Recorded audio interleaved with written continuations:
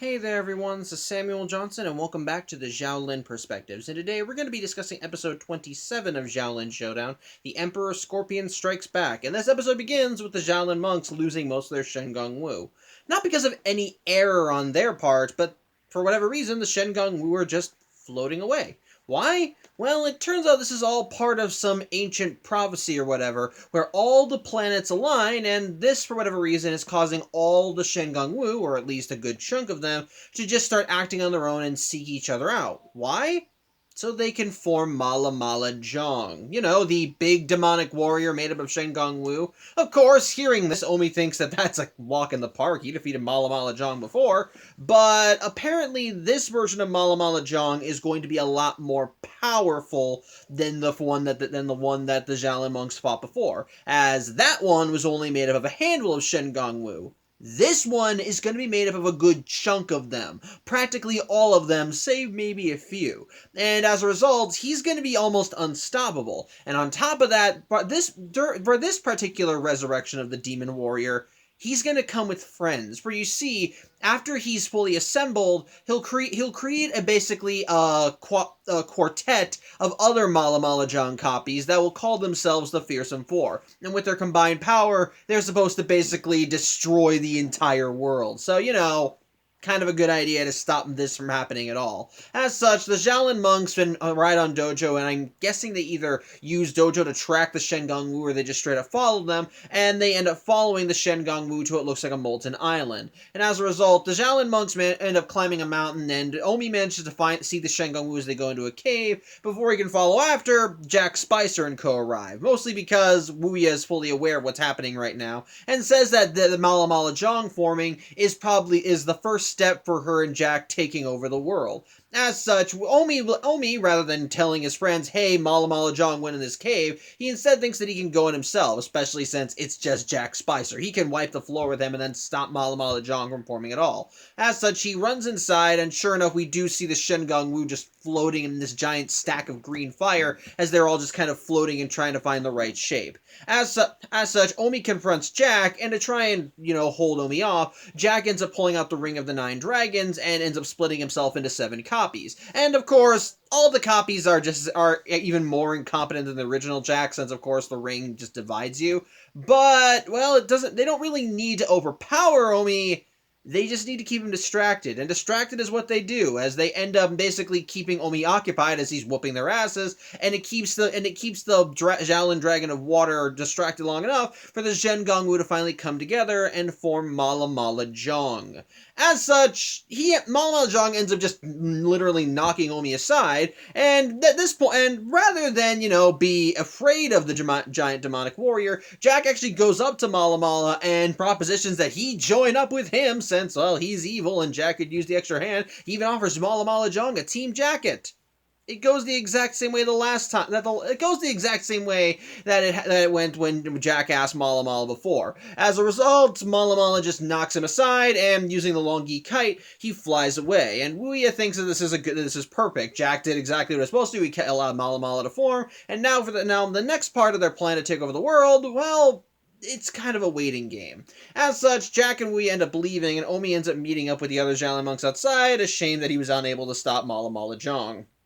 As such, the Xiaolin monks return to the temple, and Master Feng lets everybody know that Mala Jong forming at all also is supposed to be the precursor for a new Shengong Wu revealing itself. In this case, a bejeweled scorpion called, well, the Emperor Scorpion. And this is, again, another OP Shengong Wu, as it allows whoever wields it the power to control all Shengong Wu. And they don't give a limit on what this thing can do. Using this thing, you can control literally all Shengong Wu. Of course, that means that if you got the Emperor Scorpion, then you could use its power to break up Mala Jong, disperse him again, make him so that he's just a bunch of separate Shengong Wu, and thus just make him harmless.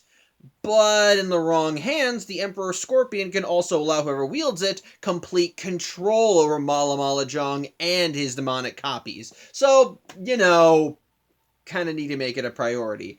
As such, going back with the bad guys, we see that Jack is basically playing the waiting game, but he doesn't have to wait long as Mala Jong ends up bursting into his lab and starts tearing the place apart. Not because he wants to join up with Jack, but because he's searching for something. After all, if you're going to have a fearsome four, you need 4 people. And it turns out that in order to make the Fearsome Four come about, Mala Mala needs one specific Shen Wu that didn't get brought into his little lineup, i.e. the Ring of the 9 Dragons, which Jack has, and he unintentionally ends up telling Mala Mala where it is, as he says it's in his pocket, resulting in Mala Mala sticking him to the wall with a silk spitter and then ripping off his pants to get the ring. But get the ring he does, as Mala Mala splits himself up into 4 copies, which what I like is that while each of the Mala Mala copies do for the most part have the same look, there are some distinct differences. Like the main Mala Jong uses the helmet of Jong as his head, while the other members of the Fearsome Four have the Wushu helmet. There's at least one that instead of having the Eye of Dashi around his neck, instead has the Ruby of Ramses. There's another with the Orb of Tournami, the Star and Abi. I do think it's pretty cool.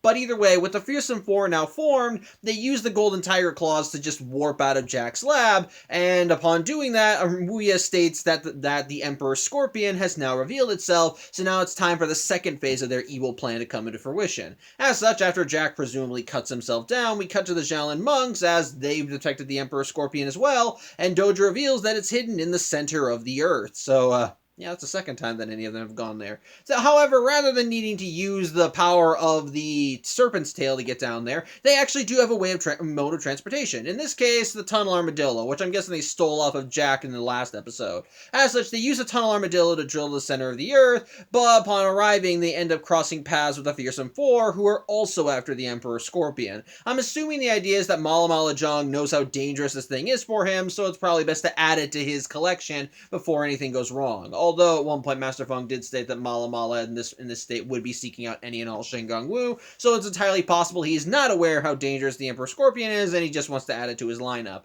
Either way, but Xiaolin monks versus the Fearsome Four, and sadly, it's curb stomp battle. The Xiaolin monks end up duking it out with one member of the Fearsome Four each, and they're all just knocked aside. Omi at first tries going in solo, goes as well as you expect. The other Xiaolin monks try their hands, but they're each taken out by their opposite element, and they're basically just creamed. And in the midst of all this, Jack, Spicer, and Wuya arrive in Jack's own drill, and while the Xiaolin monks are busy fighting Mala Jong and his cohorts, Jack is able to go in and grab the Emperor Scorpion, and upon getting it, he's able to take control of the Fearsome Four, which also leads to an amusing scene where he commands them to laugh evilly while doing a bunch of stupid tasks. Either way, though, with the Fearsome Four at his beck and call, Jack makes a hasty getaway with Mala and co following after. As such, the Xiaolin monks obviously feel the shame of their defeat, and they end up going back to the Xiaolin temple to lick their wounds, and while they're beating themselves up over the loss, Omi at this point admits that he was the one that kind of dropped the ball, since he could have asked for the other Xiaolin monks' help when Mala was first forming, but he chose not to because he thought he could handle it. Of course, none of the other Xiaolin monks give a damn because, well, that doesn't really help them at this point. Mala is already formed. But Master Feng does give the group a bit of advice that being a team isn't just fighting alongside each other, but basically playing to your own strengths. As such, the Xiaolin monks realize that if they want to fight Mala and co, then they need to actually, well, like I said, play to their strengths, use their elements as best they can. As such, they once again take the tunnel armadillo and head straight for Jack's house. At least they didn't use the front door this time, as they just end up bursting through his wall. As such, they go Dragon X Kume formation, and Jack sicks the Fearsome Four on them, but they do fare better this time as Mala and co try using their Shen Wu to hit them with elements, but each of the Xiaolin monks are able to counter by just taking control of whatever element they have. In the midst of all this, they end up managing to get at least get the Golden Tiger Claws away from Mala, and so using them, they're able to warp to Jack and knock the Emperor Scorpion away from him. However, as the Xiaolin monks make a run for it, well, so do the Fearsome Four, and so all 8 of them end up touching the Emperor Scorpion, and so Omi declares an 8-way Xiaolin showdown, with the Xiaolin monks wagering the Falcon's Eye, which I'm guessing didn't get brought into this whole fray, while the Fearsome Four ends up wagering the Orb of Tournami. I'm assuming the reason why everybody doesn't just end up wagering a Shen Wu at this point is because the Xiaolin monks don't have enough Shen Wu to warrant doing the full roster. At this point, in fact, I think they only have 3 Shen Wu to their name, which in this case is the Falcon's Eye, the Tunnel Armadillo, and the Golden Tiger Claws, while Mala Jong has basically most of them on standby. So, I guess, again, gotta work with what you got. Either way, though, with the Xiaolin Showdown declared, Omi declares the challenge will be the Hooks of Darkness, so to speak. Basically, basically the Fearsome Four and the Xiaolin monks are going to be hanging over a dark pit, and basically whoever is the last one still hanging on the hook is the winner, while the losers all get dumped into the bottom of the pit. As such, with the term set and the showdown declared, the Xiaolin Showdown happens, and like with when everyone went after the Mind Reader Conch, the Jack's lab ends up changing. Whereas before it turned into a labyrinth of pipes and so forth, now it actually transforms into a literal pit, and it's actually pretty damn cool and ominous. And of course, Omi did say the hooks of darkness, and so the pit ends up getting closed off. So the entire area is covered in darkness. Though this also means that Dojo, Jack, and Wuya can't see the action. Although Wuya can just slip right in because she's a ghost, but even then it's dark, so she can't really see much. Either way, the Xiaolin monks do their best to try and work together and use the Falcon's Eye to map out where the Fearsome Four are, and for the most part, they start taking out members of the Fearsome Four one by one, but sadly, 3 of the 4 Xiaolin monks end up getting knocked aside as well, as Clay, Kimiko, and Raimundo all get knocked into the pit, while of the Fearsome Four, only 2 of them are left remaining. So it's Omi versus them, and sadly, they're not doing so well. As to try and turn the tide of the battle in their favor, Kimiko uses her fire element to literally heat up the area and shed some light on the situation. As such, it does allow Omi to get a better view of where the last 2 remaining members of the Fearsome Four are, and thus he's able to use his water element to literally just knock them off their hooks and send them into the pit below, and thus Omi and by extension the other Xiaolin monks win the showdown, with them now claiming the Emperor Scorpion as their prize. As such, with the Xiaolin monks happy that their teamwork won out, Omi ends up taking the Emperor Scorpion, and while he has every intent of using it to break apart Mala Jong and the Fearsome Four, he decides he's going to have a little fun with it first, because he knows that Jack Spicer happens to like some basketball, so he thinks that the Fearsome Four should play a game with him. With Jack as the ball. Sucks to be him, I say. But yeah, that was the Emperor Scorpion Strikes Back. And my thoughts on it? It's a decent episode. I do dig it. I will admit, when it compares to the original Mala Jong episode, I do have opinions. The thing is, the idea of Mala Jong returning should be a big deal. After all, in the original Xiaolin Showdown, Mala Jong was shown to be this almost unstoppable demonic warrior that once he was unleashed, your best bet was just to run and think of a good counter strategy before he found you. That was your best bet for beating Mala Jong. And while that strategy did beat him, it was only by the skin of the hero's teeth that they actually managed to net that win. So the idea of Mala Jong coming back even more powerful than before, that's a terrifying thought. And I do admit, the episode at least tries to give it the gravitas that it deserves, as they do state that if the Fearsome Four is formed, then the world as they know it is fucked. But I don't feel like the episode does a good job of conveying the gravitas of that situation. Because, here's the thing, the Fearsome Four are treated as nothing else but villains of the week this time around, which I think kind of sucks. In Season 1 of Xiaolin Showdown, Mala Jong was considered like a penultimate boss, this big threat that the other Xiaolin monks had to take down, and when they did take him down, the end result of his attack kind of helped pave the way for eventually Wuya rising to power, as, the whole thing with Raimundo happened.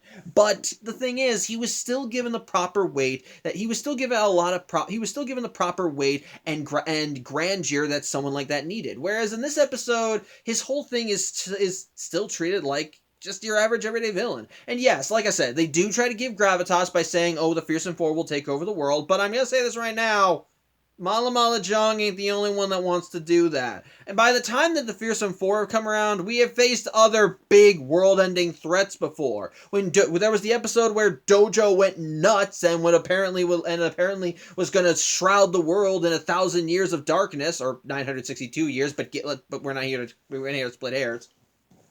And then likewise, in the last episode, we had the appearance of Raksha, who used the power of the Lunar Locket to send the entire world into a dark oblivion of ice and snow. That feels like it bears more weight.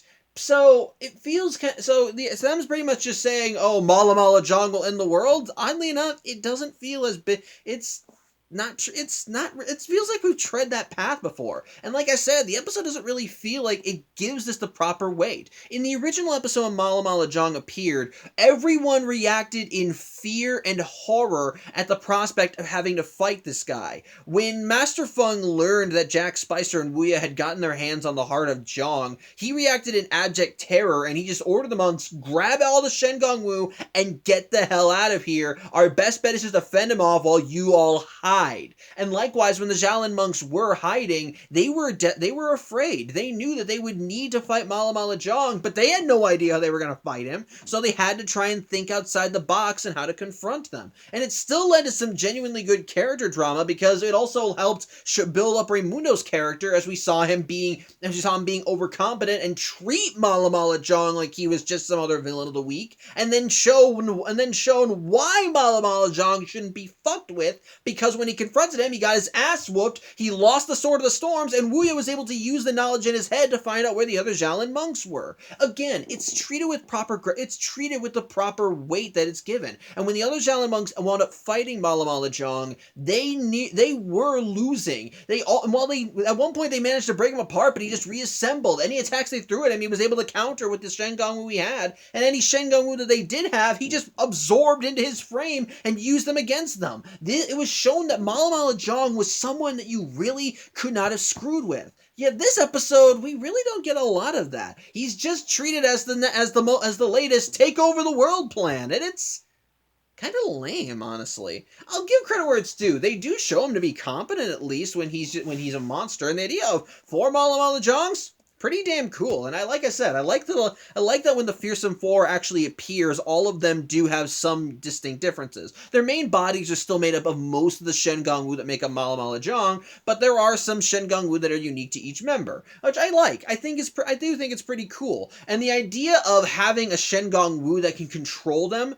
that is actually pretty impressive. Before, when Mala Jong was formed, he seemed like he was willing to work with Wuya, because before he seemed like this mindless demonic warrior. Whereas this one, they actually do state that he has an end goal. In this case, to gather all the Shen Gong Wu and use all their power to, destroy the world, because evil demonic warrior. That's what he basically is supposed to do. So there at least is something there, but again, the Fearsome Four feels lessened when they're put in the hands of Jack freaking Spicer. Because, like I've said in the past, Jack Spicer is kind of incompetent when it comes to villainy, and he's more in love with the idea of being a villain than actually being a villain itself. Which again, I once again want to state, he does have grander aspirations. It's just that he's more in love with what he gets with reaching those aspirations rather than actually working to get to those aspirations. My point is this, though: when Jack Spicer gets the Emperor Scorpion, the first thing he does with the Fearsome Four is not to, wipe out the Xiaolin monks. It's to have the Fearsome Four do a merry jig and laugh evilly before they make a hasty getaway.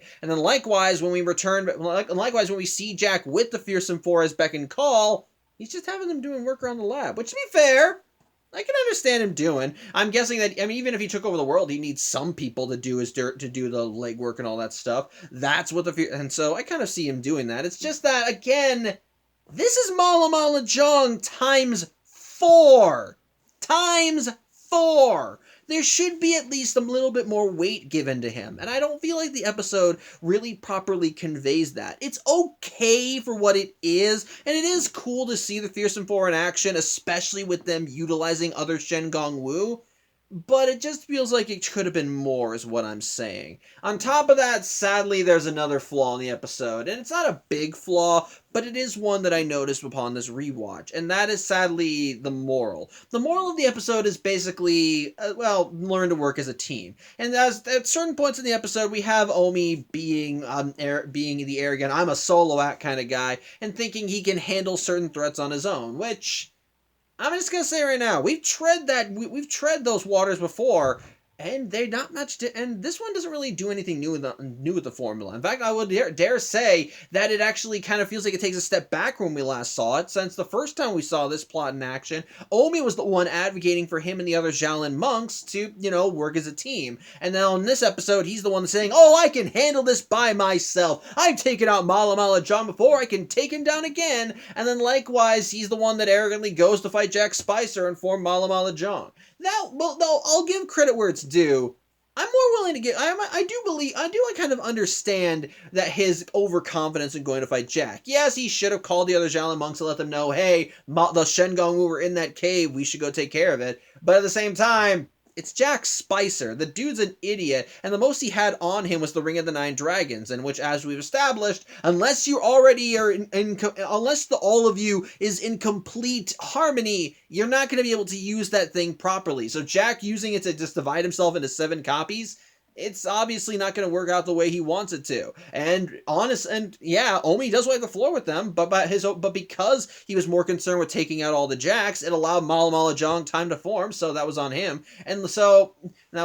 But again, it's Jack Spicer. I can understand his cockiness. I'm not giving him excuses. I'm just explaining why I think he would feel the way. And I feel that way. And likewise, the second time that he confronts the second time he and the Xiaolin monks confront the Fearsome Four, he says that he can take care of the Fearsome Four all by himself.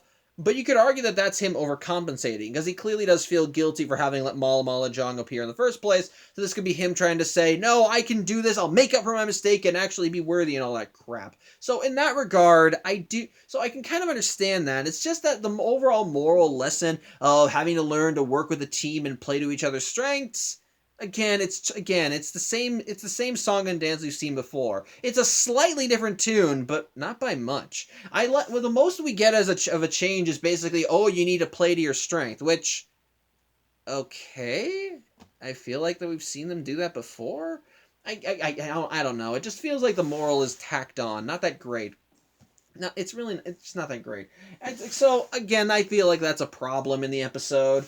But, again, I'll give credit where it's due. Like I said, while I feel like Mala Jong and the Fearsome Four should have had more weight to them, it is still cool to see them form. The Emperor Scorpion, I think, is a cool Shengong Wu, even if it is a Shengong Wu that basically allows whoever wields it to just win, since it gives whoever wields it complete control over all Shengong Wu, but as OP Shengong Wu are wont to do, it never appears again. And likewise, there is some fun in seeing the Fearsome Four in action and Jack Spicer just abusing the heck out of them. The eventual showdown is a lot of fun, which I'll give credit where it's also due. This is the first episode that we see the Xiaolin monks wearing their new robes, and they look cool. I do think they look nice. It's a nice change of pace from their usual monk robes. Though, if I can just say one thing, otherwise, aesthetically, they don't really do anything different than what their regular monk robes did. So, whatever. Either way, they look cool. So I dig that. So on this, I'll say this: the episode I feel like could have been a lot better. But for what we have, it's enjoyable enough. The action is still fine. I do like the idea of Mala Jong coming back and there being 4 of them. I like seeing the Fearsome Four in action, even if I feel like they could have been utilized better. We got some good laughs, some honestly decent pacing and action. The showdown was still a lot of fun. Honestly, while I make the flaws of the episode sound a lot more apparent than they are, for what we have in the episode, it's fine. It's just fine. Nothing awful, nothing that makes me go grr, but it feels like it should have had more to it. But what we have is just decent. It's just decent. It's enjoyable, it's fun, it's just Xiaolin Showdown. It's just Xiaolin Showdown that should have had more to it. So, again, take it for what it's worth. I don't want to end this on a negative note because I did enjoy the episode. It's just, again, feels like I should have had more to it, but still had fun. I still had fun, so yeah, I think that's really all I have to say. And thank you for watching. I'm Samuel Johnson, and I hope you tune in next week as we actually get another character-focused episode. This one, once again, going to Clay, and yeah, he kind of needs one at this point. So, till then, I hope you have a good Friday night, and take care.